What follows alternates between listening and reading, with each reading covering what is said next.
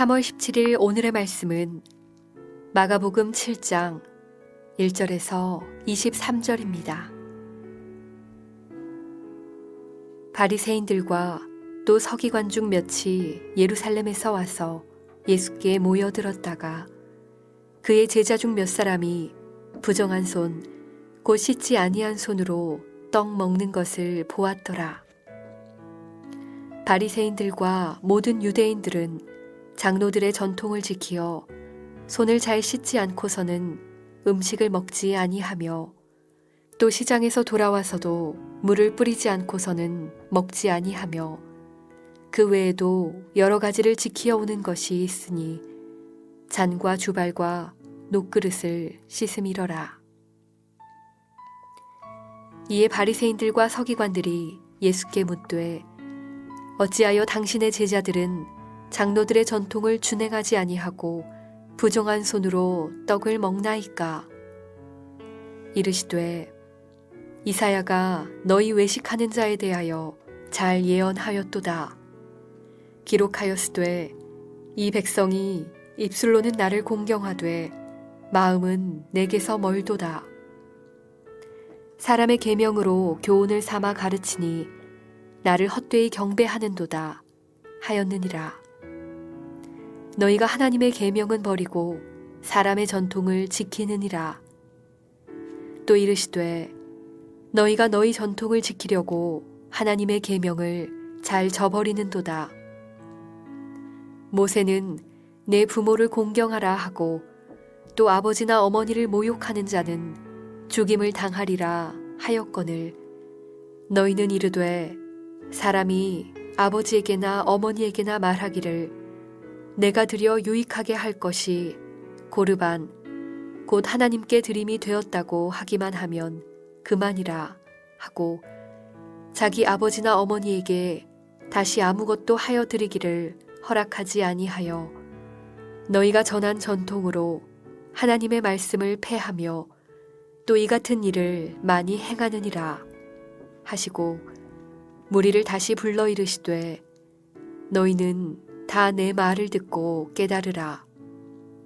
무엇이든지 밖에서 사람에게로 들어가는 것은 능히 사람을 더럽게 하지 못하되 사람 안에서 나오는 것이 사람을 더럽게 하는 것이니라 하시고 무리를 떠나 집으로 들어가시니 제자들이 그 비유를 묻자온되 예수께서 이르시되 너희도 이렇게 깨달음이 없느냐?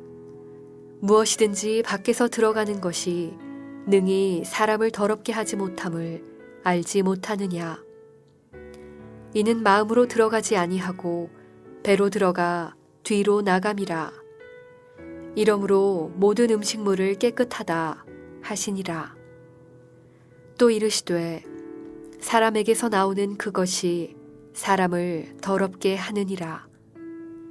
속에서 곧 사람의 마음에서 나오는 것은 악한 생각, 곧 음란과 도둑질과 살인과 간음과 탐욕과 악독과 속임과 음탕과 질투와 비방과 교만과 우매함이니 이 모든 악한 것이 다 속에서 나와서 사람을 더럽게 하느니라.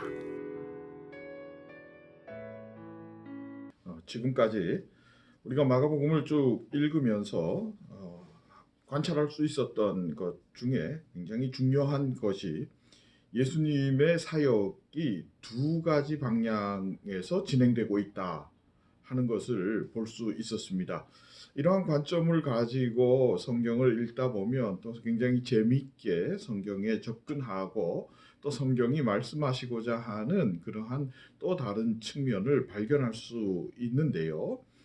그 두 가지 측면을 다시 한번 더 간단하게 정리를 합니다. 하나는 무리를 향한 예수님의 사역이었습니다.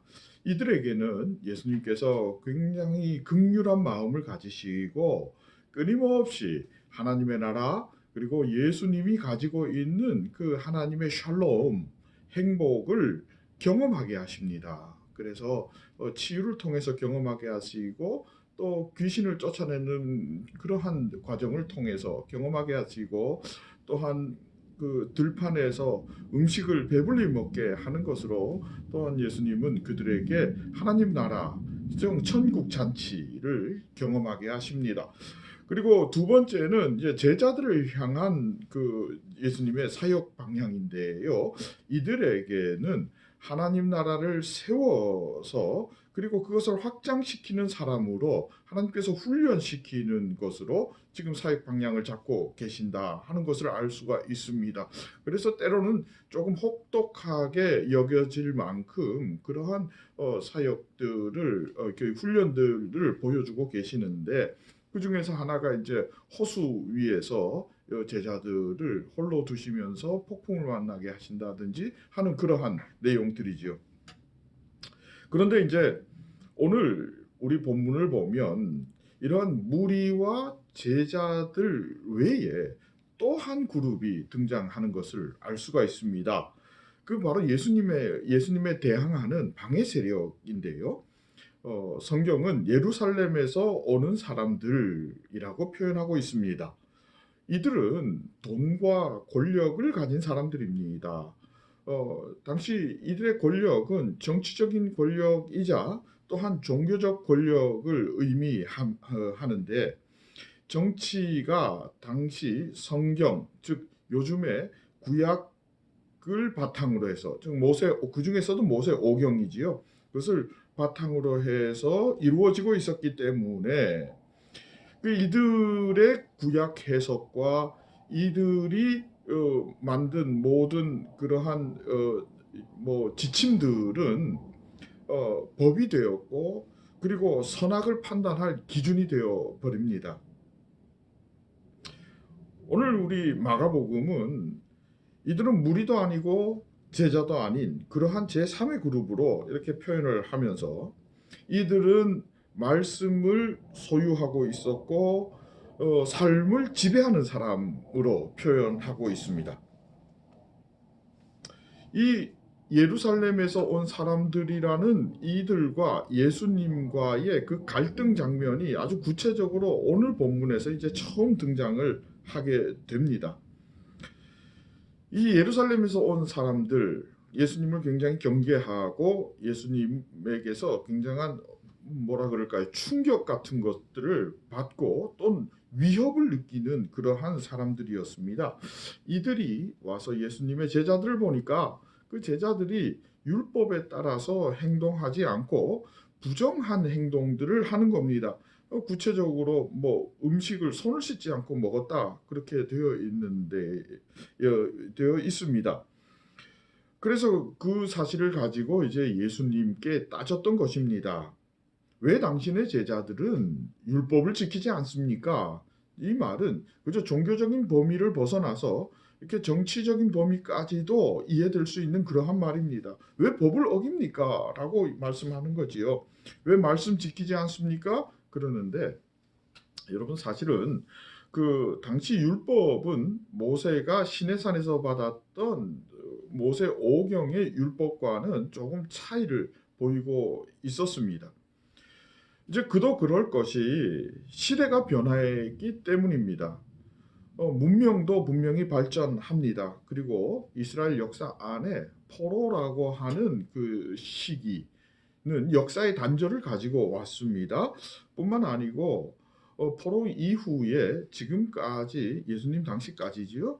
그때까지 이스라엘은 한 번도 독립적이고 자주적인 국가로 존재하는 것이 아니라 식민지로 존재했었고요. 지금 예수님 당시에는 로마라는 거대한 제국의 한 속국이 되어서 이렇게 존재하고 있었습니다. 이제 그러한 상황 속에서 그 옛날에 광야에서 살면서 가나안 들어가기 전에 모세가 받았던 그 율법을 곧장 적용하기에는 굉장히 무리가 따르는 것들이 좀 있었을 겁니다. 그렇게 해서 이제 그 율법의 내용들을 그 제사장들이나 서기관들 뭐 이런 사람들이 해설하기도 하고 그다음에 뭐 구체적으로 어떤 그 지침을 적기도 한 그러한 책들이 이제 많이 등장하게 되었는데 그것이 곧 탈무드 그리고 미드라시 또는 미시나라고 하는 그러한 책들이 이제 많이 있었던 것이고 쓰여지기도 하고 있었습니다. 그러니까 이 제사장 또 바리새인 서기관이라고 하는 사람들은 이러한 것들을 그 율법을 해석하고 지침을 만들고 해설할 수 있는 능력을 가지고 있었기 때문에 이것을 가지고 사람들을 통제하고 그들의 삶을 지배해 나가기 시작한 것입니다. 그러면서 자신들은 굉장히 교묘하게 그 율법을 이용해서 자신들이 유리한 삶을 만들어가고 그것을 이용해서 자신들의 그 권력을 확장시켜 나가기 시작을 한 것입니다. 그래서 예수님께서 이들이 예수님을 찾아와서 왜 당신의 제자들은 율법을 어깁니까? 라고 얘기를 할 때에 그 고르반이라고 하는 그 제도를 가지고 이들을 공격을 방어를 한 셈이지요. 그러면서 예수님께서 말씀하시는 것이 사람에게서 나오는 것은 21절입니다. 악한 생각 곧 음란과 도둑질과 살인과 간음과 탐욕과 악독과 속임과 음탕과 질투와 비방과 교만과 우매함이다.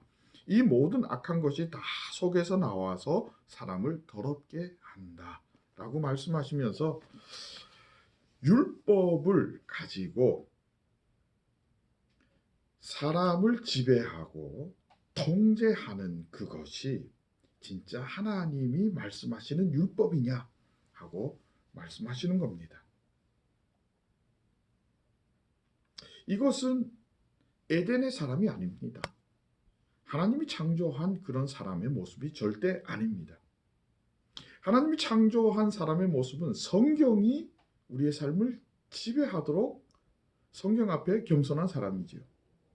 성령님의 인도하심이 우리 삶의 이정표가 되는 사람이 에덴의 사람입니다. 그러지 않으면 세상에 속한 사람이요, 좀 레디컬하게 말하면 사단에 속한 사람이 되는 거죠. 여러분, 사도 바울은 이 말씀을 갈라디아서에서 이렇게 표현합니다. 내 안에 성령님이 계시지 않으면 예수님께서 말씀하시는 이런 악한 것이 나오는 사람이 된다. 요즘 바이러스 때문에 우리가 굉장히 많이 어려워하고 또 조심하고 있습니다. 그 눈에 보이지 않는 바이러스 때문에 여러분 77억의 인구가 지금 두려워하고 있습니다. 대단하지 않습니까? 그 바이러스가 내 안에 있는 것으로 두려워하는 것보다 지금 더 두려워하는 것은 내 안에 있는 바이러스가 다른 사람에게 전염될 수 있다는 거죠. 또 다른 말로 표현하면 다른 사람 안에 있는 바이러스가 내게도 전염될 수 있다는 것 때문에 우리가 굉장히 두려워합니다. 예수님의 말씀이 새삼 깨달아지고 다가오는 순간입니다. 내 안에 무엇이 있습니까? 성령님 내 안에 계시면 여러분 사랑과 희락과 화평과 오래 참음과 자비와 양선과 충성과 온유와 절제가 드러난다라고 말씀하고 계십니다. 다른 말로 그게 전염된다. 물론 전염이라는 표현이 긍정적인 표현은 아닙니다만은 우리가 이해를 돕기 위해서 제가 그 단어를 사용합니다. 성령님이 내 안에 계시도록, 다른 말로 성령님께서 나를 지배하시도록 성령님의 인도가 내 인생의 이정표가 되도록 여러분 내 자신을 내어드려야 합니다. 굉장히 중요합니다. 그러지 않으면 여러분 우리는 세상에 속한 사람이 될 수밖에 없습니다. 세상에 속한 사람이 되면 우리 안에서 그런 바이러스와 같은 그런 세상의 냄새가 풍기게 되고 사단의 종의 냄새가 풍기게 되는 것이죠. 그러니까 알량한 권력으로 사람을 지배하려고 합니다. 그들을 통제하려고 합니다. 여러분, 그 결과가 어떻게 됐냐? 예수님을 죽이게 됩니다. 오늘도 여러분, 나를 성령님 앞에 들이시면서 내 가진 것 모든 것 내려놓으시면서 성령님 내 안에 임재하셔서 나를 지배하옵소서, 내가 따르겠나이다. 여러분, 이 겸손함으로, 이 순종함으로 여러분, 그 성령의 놀라운 영향력으로 사람들을 이렇게 감동시키고 감화시키는 그러한 하나님의 사람으로 승리할 수 있게 되기를 진심으로 축복합니다. 우리 함께 기도하겠습니다. 하나님, 이 시간 간절히 원하옵기는 성령께서 내 안에 내주하시며 내가 성령님의 음성에 순종함으로 성령님의 인도하심을 받음으로 내가 성령의 열매로 살아나고 이웃도 살리는 복된 인생이 될 수 있는 줄 믿사오니 하나님 은혜 베푸시고 인도하시고 역사하여 주옵소서. 우리를 사랑하시는 예수님의 이름으로 기도합니다. 아멘.